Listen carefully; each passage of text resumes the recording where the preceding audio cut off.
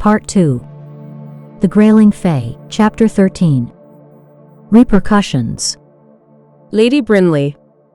My father and his men arrived home with a great thundering of hooves. There was shouting in the courtyard, tantamount to a battle cry. Something is very wrong. I couldn't wash the dire sense of fear from my racing heart and mind. A contingency of the king's archers had been posted on the ramparts since we'd left for Norwal's End and the selection ceremony this morning. That should have been my first clue that Lord Noblett didn't mean to deal honestly with us. But what did I know of the way kings and their agents operated? In my naive innocence, I had been pleased, thinking they were here to guard my home and me, the future selectress and presumed next queen of the realm. Why should I have thought they were here to squelch us? To quell any rebellion my father might have in mind? The king's men held the high ground and the tactical advantage. My father knew the grounds, every nook and cranny, like his own body, but that would do him little good now with a sea of arrows ready to rain down on him. My father would be a fool to make a move against the king's guard. He and his men were sitting targets. The rest of the remnant of the king's party that had been left at the castle during the selecting ceremony had been busily packing and preparing to depart since a carrier pigeon arrived with a message for them not more than a quarter of an hour ago. My mother had been nervous and skittish, expecting the worst since I'd arrived home without the king's ring on my finger. "They're guarding us as if we're prisoners in our own home," she'd whispered to me with a pale face. "As if they expect your father to rebel. What can that mean?" She hadn't expected me to come back from the selection without father and Lord Noblett, and without the king's betrothal ring on my finger. Each of the previous selectresses had been given a beautiful jeweled ring as a token of the king's troth at their selection. The one Lord Noblett had brought with him for our selectress had still been in his possession when he'd left the village without making a choice. Our table was laid for a celebration feast. The great hall was filled with the scent of roasting meat and decorated with ribbons and wreaths to celebrate my engagement to the king. Our servants moved with quivering stealth as they continued their preparation, but any previous jolliness had evaporated. My trunks were packed with my trousseau and gifts for my bridegroom. My dowry was prepared. A dowry wasn't required of a selectress, but father would give a generous one to secure his position and influence. It wasn't a bribe exactly, but surely the king's treasury would welcome the extra capital. A king always needed more funds. Given the choice between two otherwise equal candidates for selectress, why not choose one who brought the most wealth into the marriage with her? Not that this bride would make it to the altar, but appearances must be maintained. And the king might be enticed to at least marry me if there were money attached, even if I didn't live long after. Certainly, there was no chance they'd let someone from the outlands produce an heir. It was a faint hope, but it was hope nonetheless. Unfortunately, the king's men didn't look like they meant to stay and enjoy our preparations. Even the delicious scent of fresh bread and sweets didn't appear to tempt them. Worse still, in their scurrying to pack, none of them had made a request for my trunks. I'd already been publicly humiliated when Lord Noblett hadn't slipped the king's ring on my finger at the ceremony.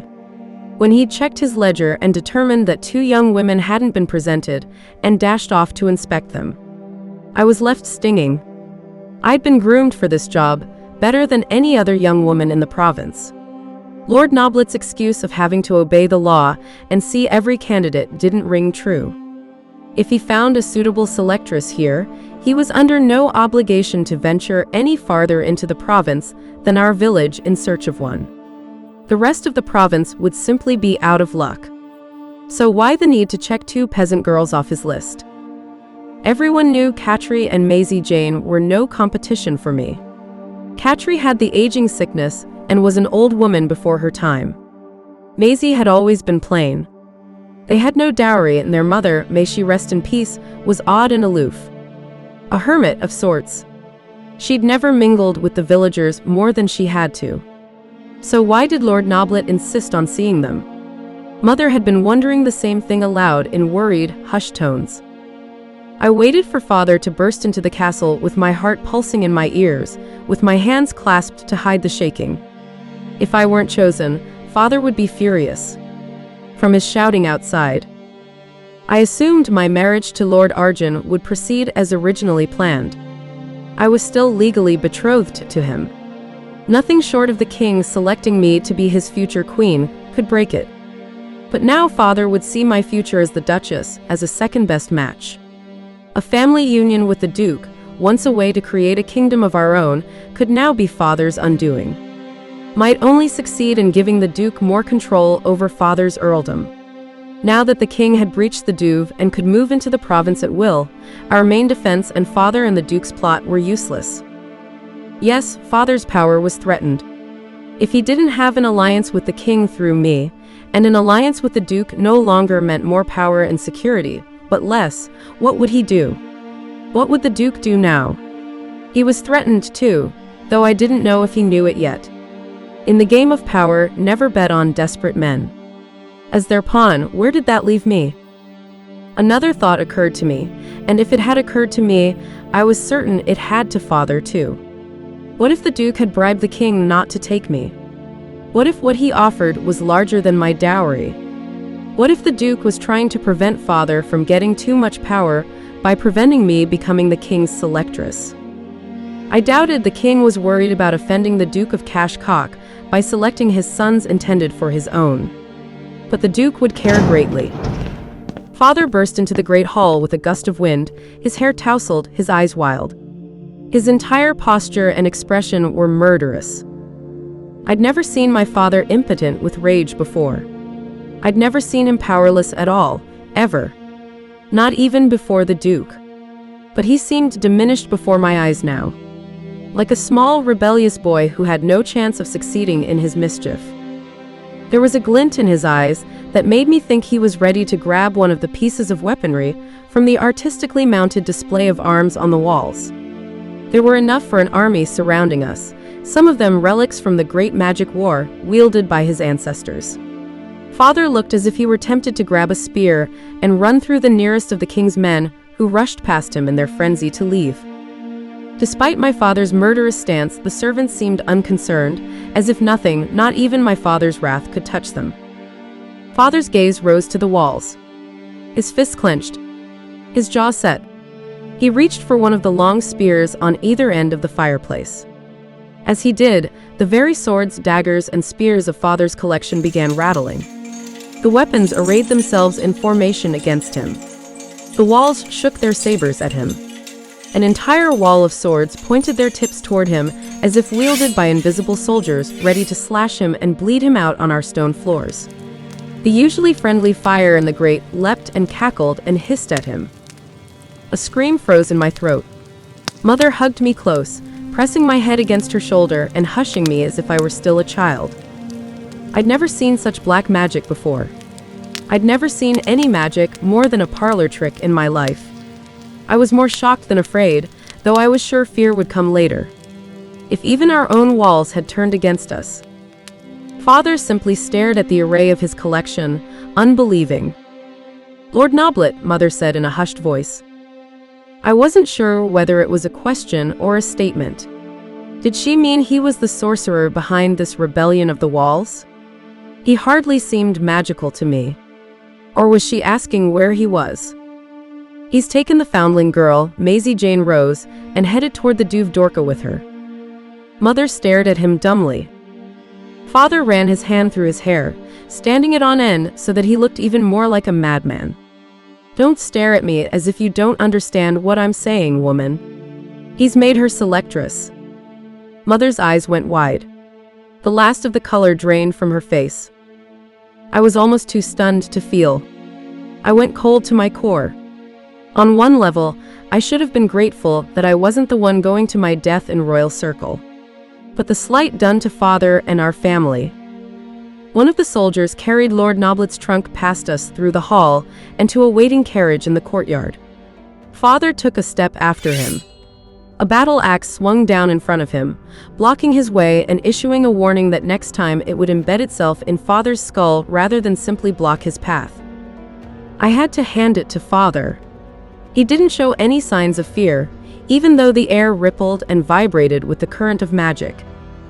Lord Noblett's captain of the guard stepped back into the hall, ignoring the battle axe hanging in the air as if it were commonplace. "The king thanks you for the hospitality you've shown to his contingency, Lord Fanger. His Majesty will be pleased to have found his new selectress so quickly. It will bring honor on you and your people. We'll trespass on your hospitality no longer. We're taking our leave now. Lady Fanger. Lady Brinley." He bowed to each of us and spun on his heel. In a few quick steps, he was out of the hall. I heard him yell a command to his men. It was followed by the sound of carts moving and hooves plodding. I ran to the window without thinking. Fortunately, the weapons didn't try to stop me. Evidently, I was no threat to anyone. I didn't take the wall's complacency toward me as a compliment. I watched the procession move out of the courtyard and onto the bridge across the lake. Seeing my success, Father took a step in my direction. A pair of swords crossed in front of him and rattled a warning. "Run into the courtyard, Brinley." My father's voice was hard as iron. "Command my men to go after them. We must stop them before they reach the Douve." "No." My mother's voice stopped me. I was stunned. She never contradicted Father. "It's foolish enough of you to try, but you're not sending Brinley to a traitor's death. How do you think the king will treat her, knowing she gave the command to stop his men from leaving our castle?" Mother's eyes were fierce. "Think this through, my lord husband. Better to find favor with the king than court him openly as an enemy, especially when there is a prince yet unmarried." My father snorted. "You think the king would willingly marry his brother off to one of us?" My mother smiled slyly. "I think His Majesty would like to see his brother happily settled with a pretty wife and produce heirs that are no threat to his kingdom. I think he'd like an endless supply of the finest whiskey in the world. And I believe that a wife whose family is so far from the seat of power might suit His Majesty very nicely." My father paused. His eyes narrowed. "You're a fool, my lady wife. He'll marry his brother off to make a more powerful alliance. He doesn't need us." "Hush, my dear," Mother said. "The walls have ears as well as spears. Both can be deadly. Given the right incentive, I believe the king could still find favor with us." Even as my mother the Countess spoke, the weapons dropped their guard. They left their positions threatening Father and rearranged themselves as art on the walls again. My father took a step forward. Nothing moved to block him. Whoever is controlling them is out of range.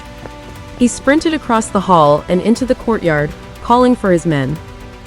I watched as he mounted his horse and reined up, ready for chase, yelling a battle charge. But before he reached the gates, an unnaturally thick fog rose out of the lake. It curled almost lazily into the air, before enveloping the castle and yard in nearly total darkness and confusion. It was so thick that it blocked the sun entirely and confounded the horses. Father couldn't give chase now. The darkness was so disorienting that I didn't think even I could find my way across the courtyard and onto the bridge. I, who had been born here. Just how far inland did the fog go? Strangely, it stopped at the doors of the castle. Our candles, lit for the celebration, shone brightly. Mother came up behind me and put her hand on my shoulder. When I turned over my shoulder to look at her for reassurance, her face shone with serenity. There was an insane instant when I wondered whether she'd conjured the fog.